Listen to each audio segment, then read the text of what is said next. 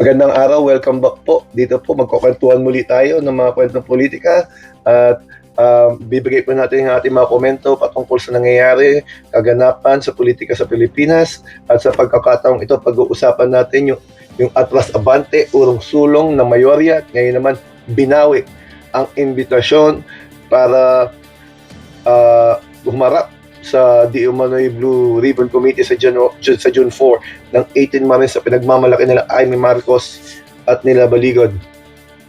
Sila Marcoleta, no? Haharap yan sila Baligod at sila ang mga 18 Marines Di Umano, pero binawi ni Chairman, Blue Ribbon Chairman Pia Cayetano ang invitation na yan. Pero bago po yan, huwag niyo po sanang kalimutan mag-subscribe, mag-comment, mag-like at para magkausap-usap pa tayo.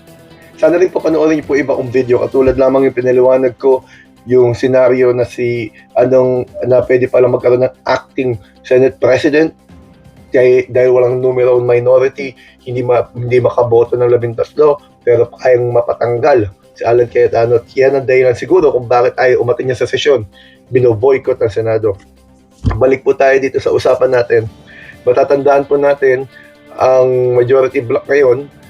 Yan ang naratibo niyan, mali ang Blue Ribbon Committee hearing ni Panfilo Lacson, Senator Ping Lacson, dahil hindi daw iniimbita yung mga gusto nila imbitahin. Kasi may punto sila may pinupuntirya silang tao, dapat ang investigasyon nila papunta sa isang tao, dapat yun ang dulo, dapat yun ang konklusyon. Yun ang dating sa atin yan Hindi katulad ng isang investigasyon, dapat babase ka sa pumapasok ng mga ebidensya kung saan ka dadalhin. Tatamaan ng tatamaan. Pero itong mga to, pag hindi tumupunta doon sa rutang gusto nila, mali ka. Di ba? Malinaw naman dati si Gutesa. Wala naman siya doon sa scheduled na hearing na ihaharap. Inarap bigla ni Marcoleta, walang pasintabi. Bastos nga itong grupong to Pasintabi, walang pasintabi nilagay doon. Tapos sa tuklasan, peki pala yung notaryo ng salaysay niya. Tapos hindi lamang yun, hindi mo na makagilap sa Gutesa. May balita pa, niretract niya. Yung mga sinabi niya, hindi daw totoo. Kasi walang tibay, halatang may script. Diyan magagaling simula, Mayo on, kitang-kita naman natin, puro script puro drama. Ngayon, nabawi nila ang mayorya. May chairman na sila ngayon. Sinabi nila, na-declare sila na magkakaroon ng subcommittee ang Blue Ribbon. Bagamat di pa rin dumaan sa proseso ng Senado. Sa live lang ng Facebook live lang idineklara. Hindi man lang sa plenaryo para makausap ang majority at minority leaders.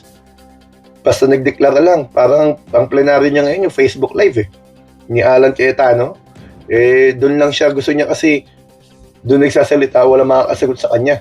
Pero doon sa plenaryo, sabi nila, wag daw ang pa-interview, di ba? Maganda daw mag-usap doon sa plenaryo, pero siya banat ng banat doon sa live kasi wala sasagot sa kanya doon But anyway, so pinagmamalaki na may Blue Ribbon Committee at may subcommittee na hindi dumaan sa proseso, hindi dumaan sa plenaryo.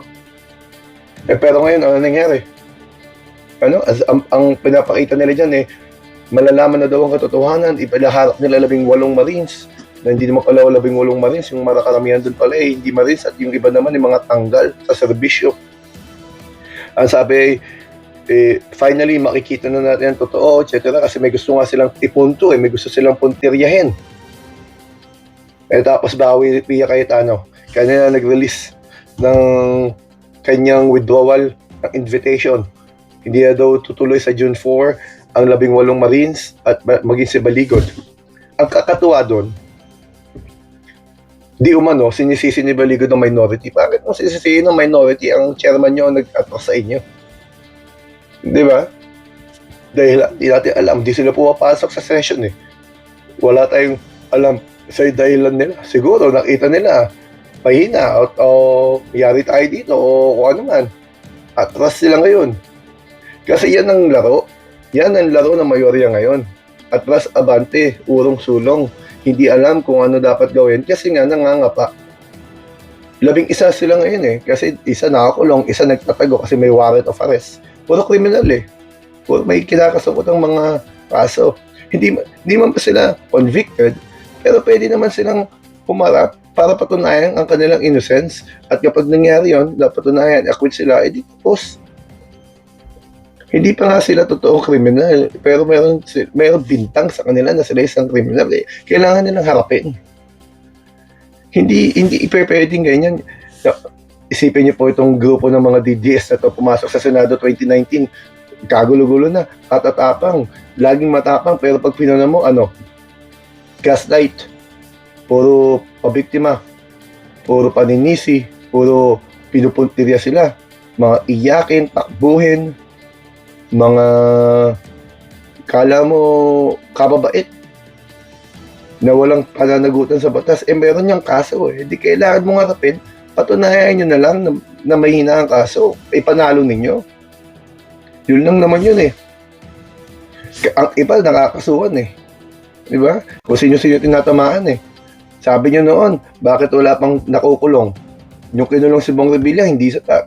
Ang dami nyo sinasabi, ngayon kinulong si Jenggoy, persecution. Paano naging persecution yan? Paalala ko lang po sa inyo pangatlong beses na po yung kaso ni Jinggoy Estrada, plunder, pangatlong beses.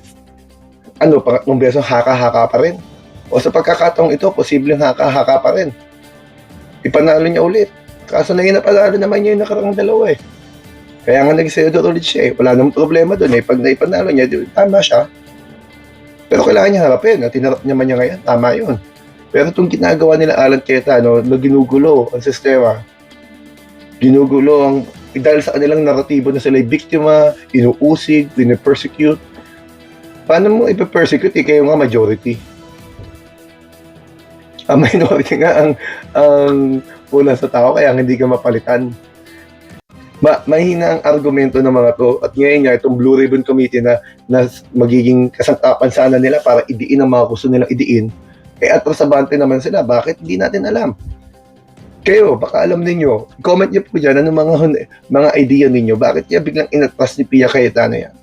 Bakit kaya basta-basta na lang nagbago ang isip nila? Kasi ilang araw pa lang dinideklara ni Alan Cayetano, may subcommittee at papatawag natin yan, blah blah blah, etc. Di ba si Amy Marcos, isa yung malakas mangantsaw Alam mo naman yan, parang sa palengke Marites. Malakas mangantsaw. Lalabas ng katotohanan, ilalabas ng 18 Marines. O ano ngayon? Kayo na may hawak ng baraha. Bakit atras pa rin kayo? Mali script? Tingin niyo mga kababayan, bakit kaya? Bakit atras na ba itong grupon to? Mahina yan Yan ang problema. Yan ang problema sa grupo ni Alan Cayetano. Walang tibay. Puro hangin. Tingnan mo tong si Bato de la Rosa. Si Robin Padilla. Si Marcoleta, puro yabang. Pero sila rin naman nagpapauli sa sarili nila. Si Marcoleta, banat ng banat, salita ng salita. Yun. Napunta tuloy siya sa plunder na kaso. Bakit? Sa bibig niya nagmula Yung mga tinanggap niya 75 million sa loob ng sa iba't ibang tao at iba-ibang panahon, iba-ibang araw, 30 million kay Mike Defensor, 25 million sa isa, 20 million dun sa isa, labas daw. Sabi niya, yung Marcoleta to labas daw doon sa election period. Kaya hindi daw yung election offense. Ngayon, dinismiss ang kaso niya ng COMELEC. Bakit? Wala nga naman sa election period ang tinanggap niyang pera. Ngayon, pumasok ulit siya sa plunder. Kasi, tumanggap ka 75 million before election period. Bakit tumanggap? Tandaan po natin, kongresista siya noon. Ngayon, sabi niya, wala naman daw usapang kapalit. Gift lang daw. Malinaw naman doon sa batas ng plunder Malinaw naman doon. Na pag tumanggap ka kahit gift, etc., pwede consider ang plunder yan. Bakit? Kongresista ka Hindi mo alam sa mga darating na panahon kung may ilalapit siya sa'yo at di mo matatanggihan dahil meron kang natanggap. May hirap tanggihan. Diba? Kung malinis ang konsensya mo, hindi ka ba magtatanong? Para saan to, pre? Kaya mga kababayan, anong tingin niyo yan? Siya mismo ang nagpahamak sa sarili niya. Plunder case yan, no bail yan. Kapag yan dumulong ang kaso niyan, at may warrant of arrest yan, yun, kasunod niya si Jinggoy dun. Kita-kit sila dun. Pareha silang plunder ang kaso. Political persecution ba? Hindi, siyang nagdedeklara niyan Nasa interview yan. Siya mismo ang nagpahamak sa sarili niya. Gaya din naman ni Robin Padilla kung ano-ano pinagsasabi sa interview. 'Di ba? Kaya may obstruction of justice yung mahaharap o kaya naman aiding and abetting. Kasi talaga naman tumulong, eh, kitang-kita naman, eh, at dinedeklara naman niya. Gano'n din si Bato de la Rosa, siya rin ang nag-ano sa sarili niya. 'Di ba, sabi niya do'n sa interview, pinapunta siya do'n para makaboto, mailuklok si Alan Cayetano. Eh, wala-walaan si Alan Cayetano, eh, 'di ba? Hindi naman daw tungkol yun sa botohan. Eh, mahirap kausap yung mga taong hindi tapat kausap. Yun ang po masasabi natin. Eh, di ko po alam kung anong pananaw ninyo tungkol dyan. Gusto ko rin po malaman, i-comment po ninyo. Marami pong salamat sa inyo. Huwag niyo po sana kalimutan mag-subscribe, mag-comment, mag-like. Salamat po sa inyo. Hanggang sa susunod po. Panoorin niyo po sana ang mga nakaraan kong videos.